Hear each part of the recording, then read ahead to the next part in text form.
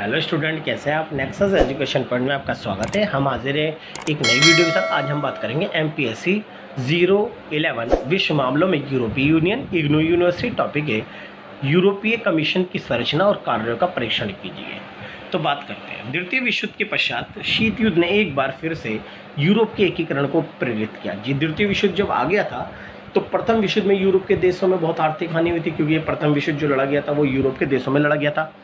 फिर उसके बाद कुछ समय बीता, जैसे यूरोप के देश अपने पैरों पे खड़े हुए, प्रथम विश्व युद्ध की जो आर्थिक चोट थी उसके जख्म को उन्होंने भरा, तो एकदम से द्वितीय विश्व युद्ध आ गया। और द्वितीय विश्व युद्ध आने से यूरोप के देश फिर भी एक चोट में हो गए। अब यूरोप के जो देश द्वितीय विश्व युद्ध में एक साथ आए, अब उन्होंने अपनी एक अर्थव्यवस्था को स्थापित करनी, यानी अपनी एक आपसी सहयोग को बढ़ाने के लिए एक संघ की स्थापना करने पर पहल करी। यूरोप के देशों ने आपसी सहयोग व आर्थिक विकास को बढ़ावा देने के लिए मार्शल योजना के तहत ही 1948 में यूरोपीय आर्थिक सहयोग संगठन की स्थापना की। यानी इन्होंने यूरोपीय आर्थिक समुदाय बना लिया गया, जिससे के माध्यम से पश्चिमी यूरोप के देशों को आर्थिक सहायता दी गई।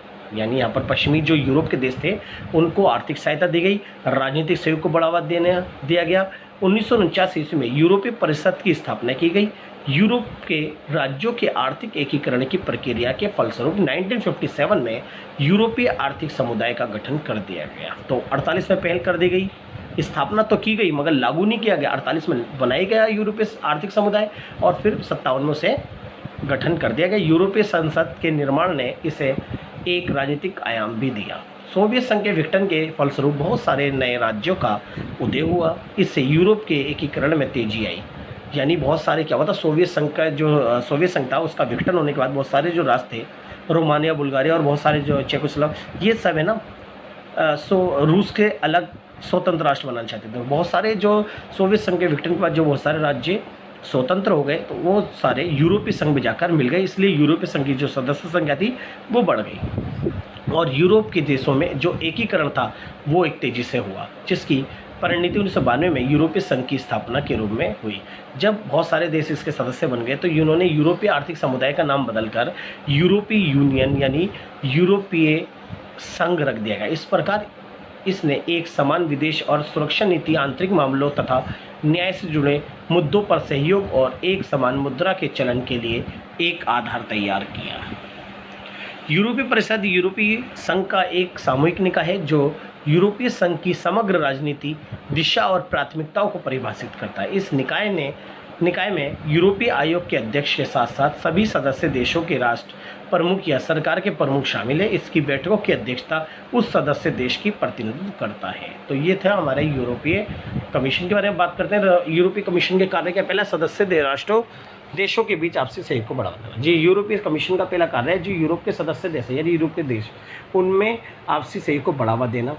दूसरा, समस्या का शांतिपूर्ण समाधान। जो सदस्य हैं यूरोपीय देश में, अगर उनमें कोई विवाद हो जाता है, उस विवाद से संबंधित कार्य करना और इन समस्याओं को शांतिपूर्ण तरह से समाधान आपसी बातचीत के द्वारा दूर करना। आर्थिक सहयोग को बढ़ावा देना, जी यूरोपीय कमीशन का काम है। जो सदस्य देश हैं उनमें आर्थिक सहयोग को बढ़ावा देना और व्यापार की गतिविधियों को बढ़ाना और व्यापार के नए नियमों की लिए खोज करना और आपसी सहयोग को बढ़ावा देना। फिर सदस्य देशों में सुरक्षा नीति का क्रियान्वयन करना।